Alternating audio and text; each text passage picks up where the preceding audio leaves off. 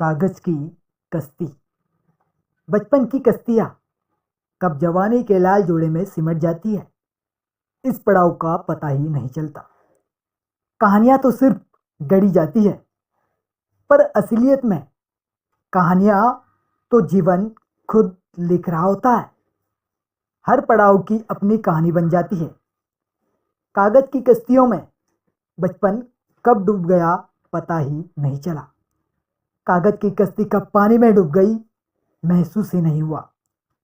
सोचते सोचते बस यूं ही जिंदगी गुजर जाती है। शादी के बाद केवल दूसरों के लिए समय मिलता है, कभी खुद जाना ही नहीं। खुद का समय तो कहाँ खो गया। ख्वाब में उलझते उलझते न जाने कब मेरी कुकर की सीटी बज जाती है। मेरा ध्यान कुकर में चढ़ी दाल पर हो जाता। कब खुद के आलू के पकोड़े दूसरों के पसंद के प्याज के पकोड़े बन गए।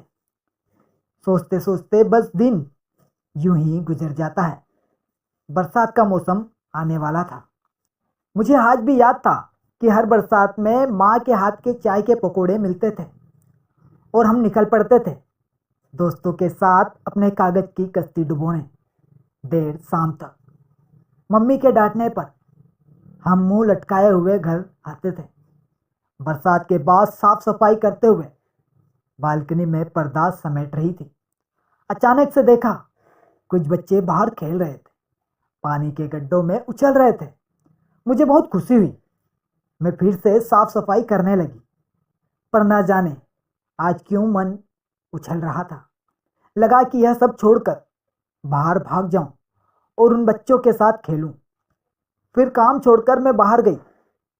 बारिश का सुहावना मौसम देखकर मन में अंदर ही अंदर बहुत खुशी हुई। बाहर खेल रहे बच्चों को मैंने अपने पास बुलाया। मैंने पूछा, आप लोग पढ़ाई नहीं करते क्या? ऐसे ही मस्ती कर रहे हो? हमेशा खेलते ही रहते हो? उन बच्चों में से एक बच्चे ने मुझे कहा, हम पढ़ाई भी करते हैं, पर ऐसा समय दोबारा नहीं मिलता। मैंने उस बात को गंभीरता से सोचा। शायद उसने सही कहा है कि समय दोबारा नहीं मिलता। मैंने देरी ना लगाते हुए उनसे कहा, बच्चों, आपको कागज की कश्ती बनानी आती है क्या?